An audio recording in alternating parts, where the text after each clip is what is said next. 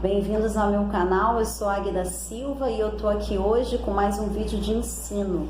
Então, na verdade, é um fechamento de uma sequência. Nós começamos falando sobre Daniel, foram 3 vídeos sobre Daniel, falamos um pouquinho sobre o profeta Ageu, um pouquinho sobre o profeta Zacarias e agora nós estamos falando sobre o profeta Malaquias. Então, o profeta Malaquias é um livro, é o último livro do Antigo Testamento, é o que vai fazer esse fechamento, né? 100 anos após o profeta Malaquias começa o que nós chamamos de silêncio profético, que é aquele período entre o Antigo e o Novo Testamento, né? Um período de 400 anos em que não há uma palavra profética para o povo judeu. Então ele tem um livro de apenas 4 capítulos.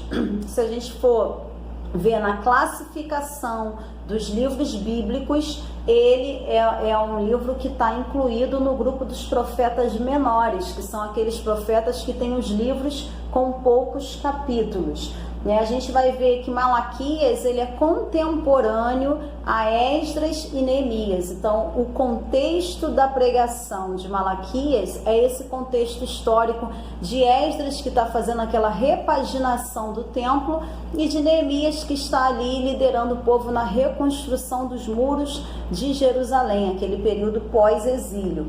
Então, Malaquias, ele vem do hebraico de mensageiro do Senhor.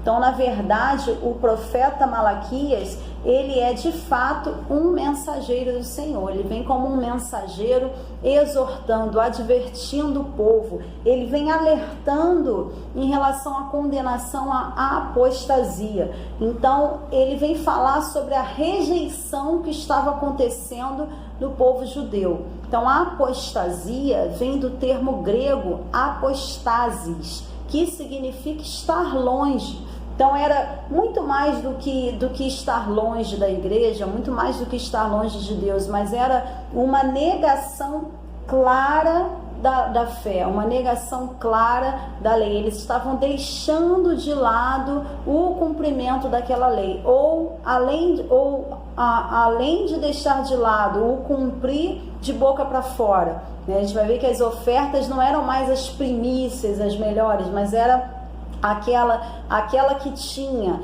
era aquela que sobrava quando tinha. Então ele vem advertir o povo em relação a isso, em relação à tradição religiosa.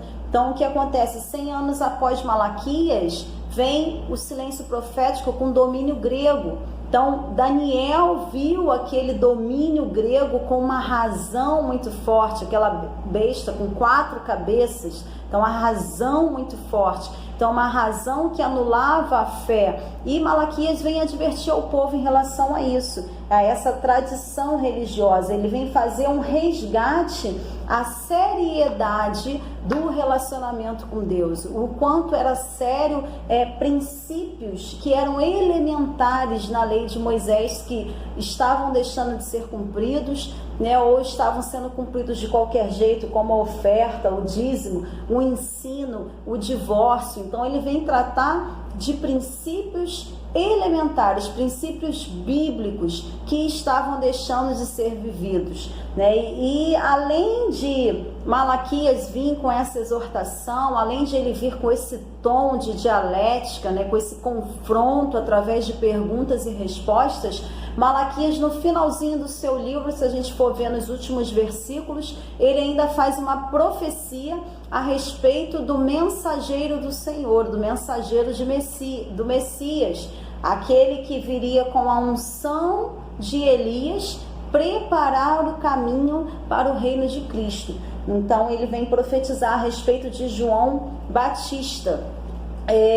E Malaquias, ele é o último profeta, né, antes do silêncio profético, que é a condenação. Então a gente vai ver que realmente vai acontecer aquela condenação a qual Malaquias está exortando o povo, né? E aqui o interessante é que agora o povo é condenado não como foi com a Babilônia, com violência, com guerras, com doenças. Não, agora o povo ele vai sofrer uma condenação de negação da fé, uma condenação de um silêncio profético, né, que é o que vai trazer aquele domínio grego que tem aquela razão muito forte, né, dos filósofos, da mente humana, da razão humana muito forte, anulando, negando a fé. A gente vai ver que isso vai acontecer no período grego, que eles vão incutir a cultura grega no povo.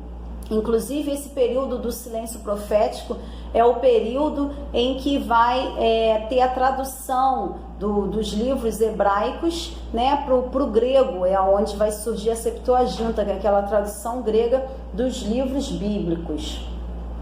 E aí, para a gente poder se situar no tempo, a gente começa com o contexto histórico. Então, qual o contexto histórico?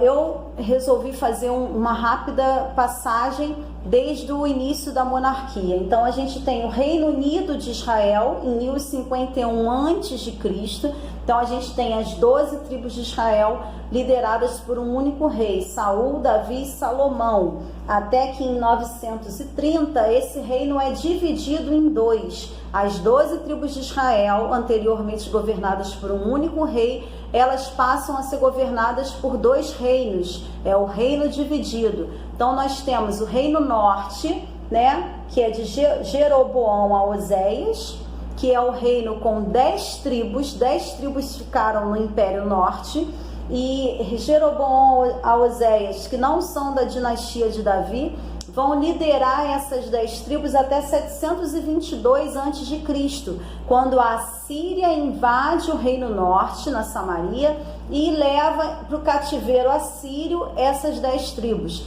Então, as 10 tribos, a partir de então, elas são dispersas, são as 10 tribos perdidas de Israel. Elas se tornam um povo misto, se misturam com os outros povos. E o Reino Sul, que ele começa com Roboão, que é filho de Salomão, que é da dinastia de Davi, ele vai até Zedequias na mesma dinastia, né? As tribos de Judá, na dinastia de Judá, de Davi.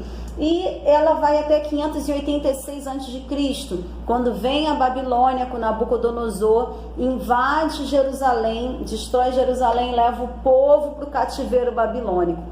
Então, diferente do Reino Norte, o Reino Sul, após o cativeiro babilônico, que é aqui esse período do domínio babilônico, que nós vimos até nas visões de Daniel, né? Esse povo de Judá, diferente do Reino Norte, o povo do Reino Sul, ele volta para Jerusalém. 70 anos após estar no cativeiro babilônico, esse povo volta para Jerusalém. É o que nós chamamos de pós-exílio. Então, esse pós-exílio, ele vai acontecer no domínio persa. Antes, a Babilônia dominava o povo de Judá, o povo do Reino Sul. E depois desse exílio, vem quem? Vem o Ciro com o domínio persa. Ele invade, ele derruba a Babilônia e ele inaugura o domínio medo-persa, que era uma aliança entre os medos e os persas. Então, é nesse período que volta todo o povo de Judá. Então, esse período do domínio persa é o período do pós-exílio. É esse período em que Malaquias vai profetizar. Nós vamos ver especificamente ainda mais adiante em que período. E aí, logo depois, só para a gente ter uma ideia da continuidade da história, vem o domínio grego com Alexandre o Grande, que derruba a Pérsia e inicia o que nós chamamos de silêncio profético. 100 anos após Malaquias inicia esse silêncio profético. O domínio grego, ele vai chegar em 336 e depois vem o domínio romano em 63 a.C., que já é o contexto em que vai iniciar o ministério de Cristo, que vai vir João Batista, que vai vir Cristo e seu ministério. Aqui vale ressaltar, né, esses domínios são os grandes impérios da antiguidade.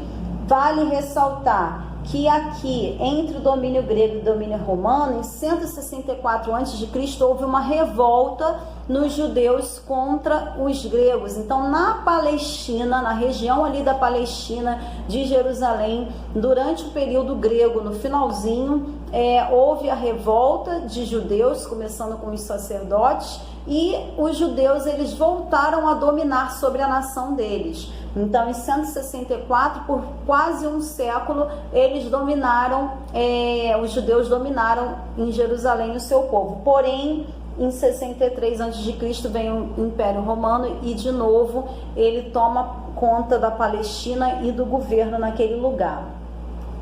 Então, Malaquias ele está aí no período pós-exílio, é o período Medo-Persa, é o período de Ciro. Então, a gente já viu no vídeo anterior, no vídeo sobre Ageu e Zacarias e até o de Daniel, que esse pós-exílio ele foi em 3 etapas. O povo judeu que estava exilado, que tinha sido exilado para a Babilônia, ele agora volta para Jerusalém. Então, diferente do Reino Norte, o Reino Sul volta para Jerusalém.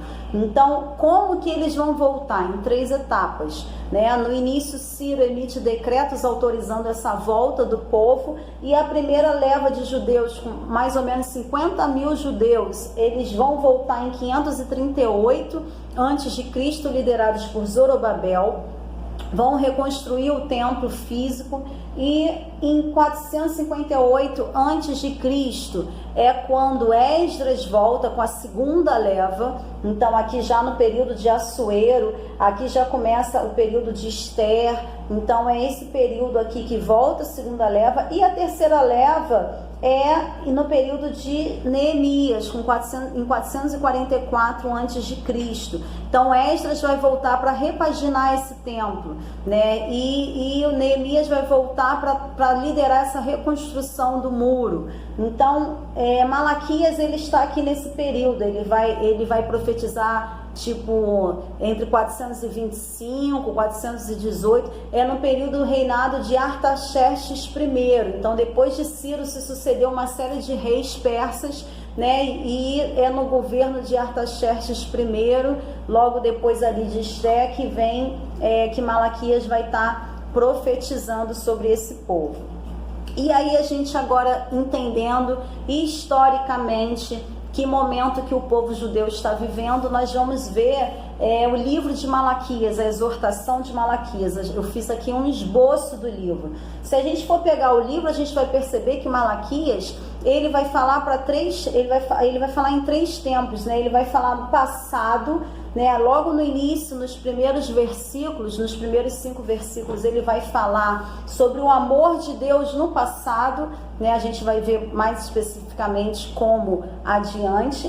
Ele vai falar entre o capítulo 1 e 3 sobre o tempo presente. Aí, de fato, é aquela mensagem de Deus, aquela exortação de Deus para o povo, aqueles princípios elementares que Deus vem resgatar no povo, para tirar o povo da tradição, da religiosidade. Então, ele vem apontar princípios que são fundamentais para o resgate desse relacionamento com Deus, que a gente vai ver adiante, esses princípios que são necessários para que haja seriedade nesse relacionamento com Deus. Então, é a correção de Deus, é o presente. E a gente vai ver que no finalzinho, no finalzinho, ele vem falar da vinda de Deus, então ele vem falar do futuro. Então, Malaquias, ele vai ser um profeta que ele vai se basear no passado, presente e futuro, para trazer à mente dos judeus aquilo que Deus queria trazer naquele momento. Então, vamos lá falar do início. Então, o importante é a gente lembrar o seguinte: existe uma técnica que Malaquias usa, que é exclusiva dele, que é a dialética. Então, ele é um profeta que ele vai trazer um confronto ao povo. Ele vai trazer perguntas e ele vai, ao mesmo tempo, responder essas perguntas. Mas ele vai querer levar um questionamento, a uma introspecção. Você acha isso certo?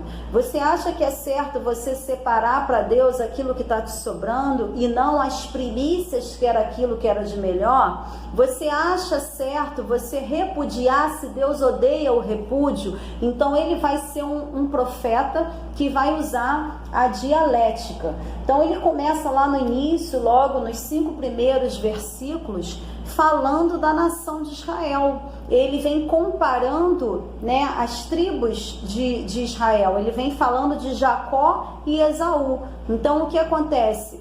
Isaac teve 2 filhos, né, o que ele vem dizer ao povo, Esaú e Jacó. Esaú era o primogênito, mas Deus preferiu a Jacó. Então são os filhos de Jacó que se tornam as tribos de Israel.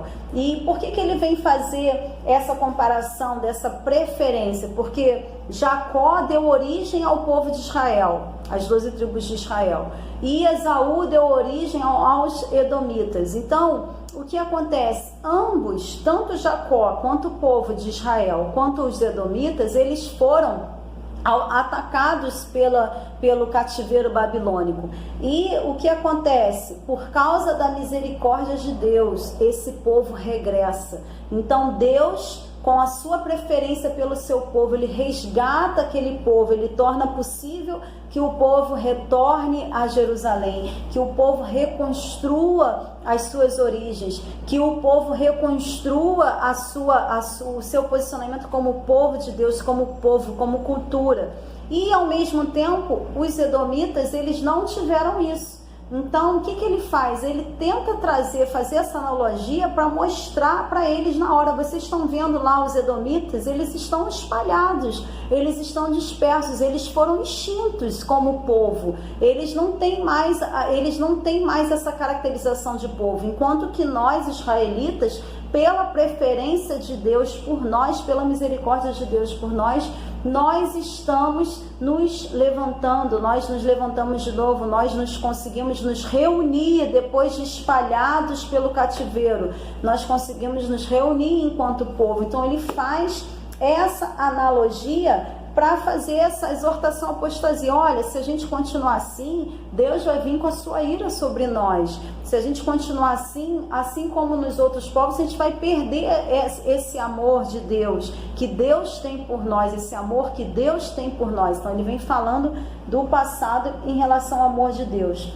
E aí já no capítulo 1 é que ele faz ele começa a exortar ao povo. Ele vem dizer qual a importância da oferta, né? Ele vem dizer que na lei de Moisés tem vários tipos de ofertas, mas todas elas tinham uma coisa em comum: elas eram as ofertas das primícias, ou seja, eram as melhores, era você dar para Deus aquilo que você tinha de melhor. E o povo agora, ele já não estava mais fazendo isso, né? E por quê? Quando eles voltaram com Esdras, Neemias, eles voltaram com recursos, né? O domínio persa, ele deu recursos para a reconstrução, ele deu recursos para essa volta, ele deu um apoio financeiro.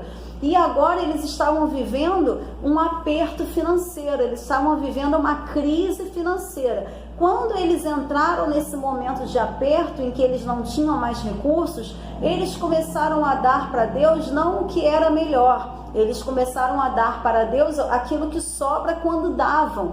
Então ele vem fazer esse questionamento. É certo? Qual a importância da oferta? Então assim, eram diversas ofertas, mas todas elas tinham um princípio. Elas eram as primícias, elas eram você ofertar para Deus, que te deu tudo, aquilo que você tem de melhor. E não estava acontecendo. Então ele vinha dizer que era preciso se manter fiel em tempos de crise. Em tempos de crise, o que você tem dado para o Senhor? Então era assim que vinha a exortação do profeta. E outra coisa que ele falou que é importante, que era a falta de conhecimento. Então aqui a gente vê, né, a visão de Deus sobre o povo, né? O povo, ele estava deixando de lado a oferta, e por conta de ele deixar de lado a oferta, ele deixava de ser abençoado, por ele não dedicar a Deus aquilo que era o melhor dele. Ao mesmo tempo, Deus, ele aponta para o ensino. Ele vem repetir o que Oséias já tinha dito, o que Deus já tinha dito através de Oséias ao povo, sobre a falta de conhecimento. Os sacerdotes, eles estavam desprezando o ensino, e por conta de desprezarem o ensino e não ensinarem ao povo, o povo estava pecando. O povo pecava por falta de conhecimento. Então, olha só, diante de todos os princípios da lei de Moisés, olha as coisas que Deus vem resgatar em relação à seriedade do relacionamento com ele. Oferta, ensino. Então, a falta do conhecimento é um pecado. O sacerdote que despreza o ensino, ele está pecando. Então, Malaquias vem falar sobre isso.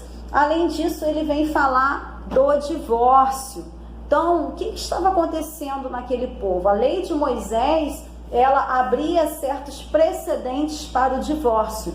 Só que o povo judeu, eles estavam querendo deixar suas esposas judias, se divorciar daquele casamento, para se casar com mulheres de outras raças, de outras linhas, moabitas, edomitas. Então, eles queriam se divorciar, eles se usavam da lei erroneamente, né? sem seguir os princípios, repudiavam as suas esposas para estarem se casando com estrangeiras. Então era um pecado duplo. Primeiro, porque eles estavam se usando da lei de Deus com um princípio errado, né, para o divórcio. Segundo, porque eles estavam casando com mulheres estrangeiras. Então, Malaquias vem falar sobre isso. Então, olha a frieza, olha que esse ponto se tornou o tradicionalismo, né? Uma tradição só de palavras, mas não de viver a lei em si, quando Deus repudiava, né? Odiava o repúdio. Então, Malaquias, ele vem falar também sobre isso, sobre o divórcio, pelo fato da forma como eles estavam levando para encobrir um outro pecado, que era estar casando com mulheres estrangeiras. E no finalzinho, né, ele vem falar sobre a lei do dízimo. No capítulo 3 ele começa a falar da lei do dízimo, e ele usa a figura do devorador, né? O que era o devorador? Então ele faz essa comparação. Então ele tem essa característica de trazer ao povo que eles estão vivendo, de ilustrar, para que o povo entenda a profundidade do que ele está querendo dizer. Então, o gafanhoto era aquele mal, aquela praga, né? O povo plantava, o povo cuidava da plantação, o povo trabalhava, e depois de todo aquele trabalho, quando o povo ia colher, o gafanhoto havia devorado. Ele ia de planta em planta, destruindo toda a plantação. Então, era um povo que trabalhava, mas quando ia colher, colhia com prejuízos. Então, essa é a comparação que ele faz a respeito da lei do dízimo. Então, ele vem dizer que assim como o gafanhoto, assim como aquela praga, é a praga sobre a vida da pessoa. Então, por quê? Porque o dízimo, ele dá uma autoridade para a pessoa de ela repreender essa praga sobre a vida dela, dela repreender qualquer prejuízo sobre a vida dela. Então a gente vê lá nas leis de Moisés, né, que abençoado seria aqueles que cumprissem os estatutos, os juízos e as leis, e mal amaldiçoado seria aquele que não cumprisse. Então, o que dá ao povo autoridade contra o mal sobre a vida dele é ele cumprir os estatutos e juízos de Deus. Então, aquela entidade demoníaca de fazer o povo perecer, de fazer o povo ter prejuízos, ela só poderia ser repreendido, aquele povo só teria autoridade para repreender isso se ele fosse fiel. Então ele vem fazer essa comparação: olha, vocês vão trabalhar e sempre vão colher com prejuízo. Então, porque o dono de tudo é Deus. tudo é de Deus, e se eu não devolvo a Deus o que é dele, eu roubo a Deus. Então ele vem inclusive com um tom agressivo sobre o povo. Se eu não ele vem dizer que aquilo que estavam retendo, que o povo estava retendo, pertencia a Deus, e eles não estavam devolvendo a Deus. Então era um furto. Ele usou um tom inclusive agressivo para mostrar a profundidade das atitudes que eles estavam tendo. Então, um terceiro princípio, oferta, ensino, dízimo. Um terceiro princípio para a seriedade, né, do relacionamento com Deus. E, por fim, no finalzinho do que Malaquias diz, antes, né, vale lembrar, a gente falando de dízimo, alguns dizem que o dízimo é algo do Antigo Testamento, e não é algo do Novo Testamento, que se encerrou no Antigo Testamento. E isso é um engano muito grande, porque na verdade Jesus, ele não veio anular a lei, né? Jesus fala, ele veio complementar, ele veio aperfeiçoar. Então, então isso é um grande engano, né? As pessoas, elas deixam de seguir aquele princípio que é o que vai favorecer o seu relacionamento com Deus, a sua prosperidade perante Deus, por estar com um relacionamento, uma consagração com Deus, por esse engano que muitos apontam em relação ao Antigo e Novo Testamento.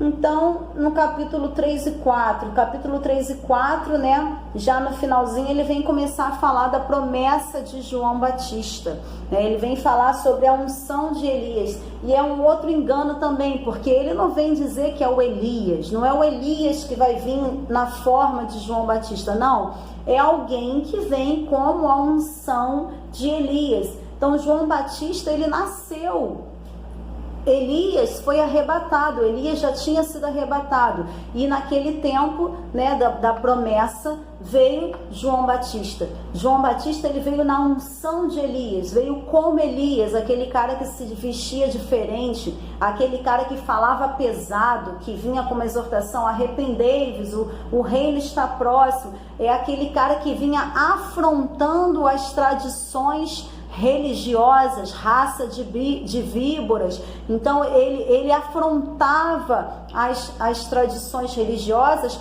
assim como Elias, que afrontou aquelas tradições idólatras, aquelas culturas idólatras de Acabe e Jezabel.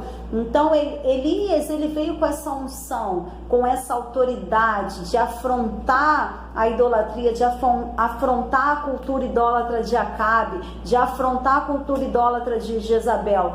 Assim como João Batista vem sobre esses judeus, vem afrontar a tradição religiosa, aquele silêncio profético, aquela condenação, aquela apostasia, aquela negação através do tradicionalismo, da religiosidade. Então João Batista, ele vem com essa unção, a mesma unção de Elias. Ele não é Elias, ele vem como Elias, com essa mesma unção de Elias. Então isso é o que vai falar o profeta Malaquias. Então ele vai ver essa questão do futuro, ele vai ver aquela autoridade espiritual, ele está vendo a autoridade espiritual que vai se levantar com a mesma autoridade de Elias. Então é assim que acaba o livro de Malaquias, com essa promessa a respeito do futuro e a promessa de João Batista. Então a gente encerra aqui essa série, né? Terminamos com Malaquias, e nos próximos vídeos ainda estou vendo sobre o que nós vamos falar. Se você tem alguma dica, se você quer aprender sobre algo, sobre alguma questão de algum livro bíblico, do Antigo ou do Novo Testamento, deixa a sua sugestão aqui nos comentários, né, para a partir de hoje eu estar me aprimorando nesse conteúdo que é do seu interesse, para estar postando aqui mais uma aula, mais uma sequência talvez de aulas no nosso canal. Conto com você para estar me ajudando a compartilhar esse ensino.